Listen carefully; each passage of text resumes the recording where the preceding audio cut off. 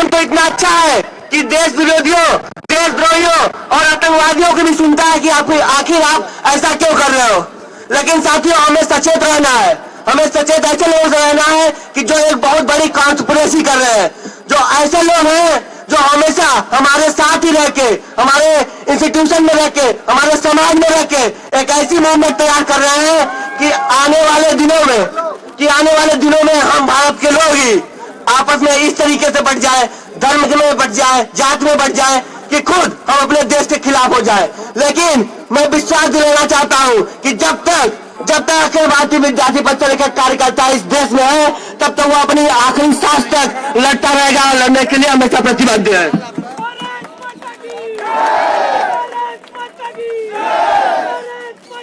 साथियों, मैं लास्ट में एक बात और बोलना चाहता हूं कि इन वामपंथियों का अब असली चेहरा आप सबके सामने आ रहा है।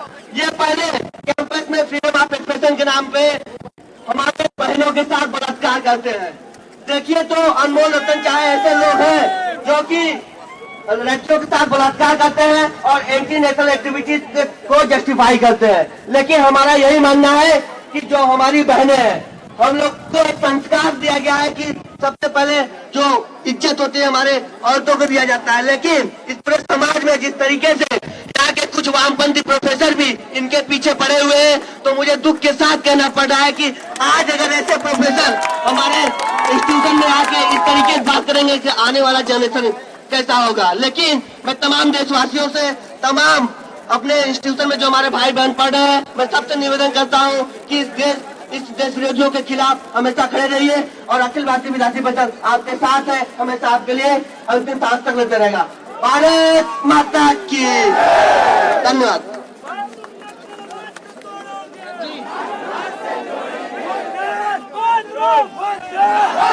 दूसरे सेक्रेटरी अंकित सिंह संगवान को मंच पर आमंत्रित करता हूँ।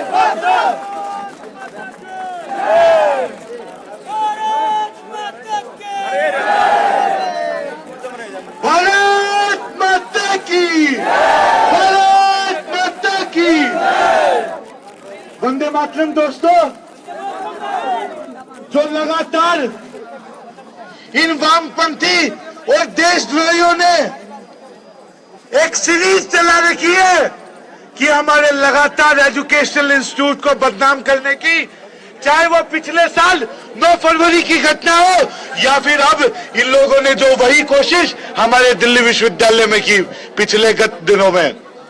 पर यहाँ के आम छात्र ने, रामदास कॉलेज के आम स्टूडेंट ने इनको नकार दिया है और इनको सिर्फ दिल्ली विश्वविद्यालय के अंदर ही नहीं, पूरे देश ने नकार दिया है इनकी सोच को, इनकी आइडियोलॉजी को। इनकी ये जो बुझती हुई लॉ है, इसे भी हम डेमोक्रेटिक तरीके से कुचल देंगे। ये बिल्कुल भी सही नहीं होगा कि अगर कोई हमारे देश में रहकर जो देश हमें एक आइडेंटिटी देता है, उसी देश को हम गाली सुनने का काम हम नहीं करने वाले हैं। हम वो देश से प्यार करने वाले स्टूडेंट हैं कि अब अगर हमारे देश के ऊपर आज भी आई या हमारे देश के खिलाफ किसी ने कुछ भी बोलने की कोशिश की, तो यहाँ का छात्र बिल्कुल भी नहीं सहेगा। यहाँ का छात्र जितना म्यूजिक में इंटरेस्टेड है, जितना पढ़ाई में इंटरेस्टेड है, उतना ही भारत माता की जय और वंदे मातरम बोलने में आगे है। और ये जो यहाँ देशभक्तों की जो टोली आई हुई है, इसने साबित कर दिया ये उन वामपंथियों के मुंह पे एक बहुत बड़ा तमाचा है। और इस तरह के तमाचे पूरे देश भर में हम उन्हें मारते हुए आए हैं और आगे भी मारते रहेंगे। दिल्ली विश्वविद्यालय में कभी भी इनकी आइडियोलॉजी का, इनका कोई अस्तित्व ही नहीं रहा है।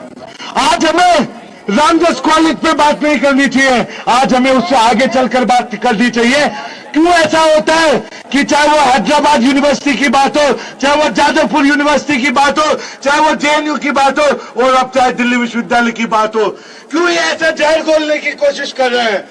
क्या इन्हें लगता है कि हम लोग इतने कमजोर हैं कि इनके ऐसे जहर घोलने से टूट जाएंगे? हम बिल्कुल भी टूटने वाले नहीं है और हम बार बार साबित करते हुए आए हैं और इस बार भी हम लोगों ने साबित कर दिया है कि नारा नहीं ऐलान है, राष्ट्रवाद जिंदाबाद।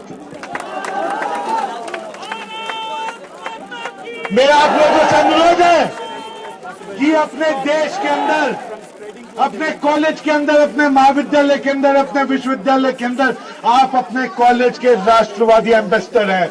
आपको ठेका है वहां के राष्ट्रवाद का, और आपके राष्ट्रवाद का मतलब आपकी सही शिक्षा चल रही है कि नहीं चल रही है, आपके महाविद्यालय में अच्छे से सफाई हो रही है कि नहीं हो रही है, ये हमारा ठेका है। और हमारा नहीं, उन 125 करोड़ जनता का ठेका है। ये मुद्दा सिर्फ किसी कॉलेज का, किसी महाविद्यालय का, विश्वविद्यालय का नहीं है, ये उस हर एक नागरिक का है जो इस कॉन्स्टिट्यूशन में बिलीव करता है। ये पहले तो चिल्लाते हैं कि हमें इस कॉन्स्टिट्यूशन में बिलीव नहीं है, पर जब यहाँ पुलिस की लाठी लगती है तो इन्हें वही कॉन्स्टिट्यूशन याद आता है। मेरा आपसे अनुरोध है, किसी तरीके से इस तिरंगे को, इस भगवे को आगे लेकर ये कड़ी इसी तरीके से जारी रहेगी। वंदे मातरम, जय हिंद, भारत माता की जय। वाइस प्रेसिडेंट प्रियंका छावड़ी जी को मंच पर आमंत्रित करता हूँ। भारत माता की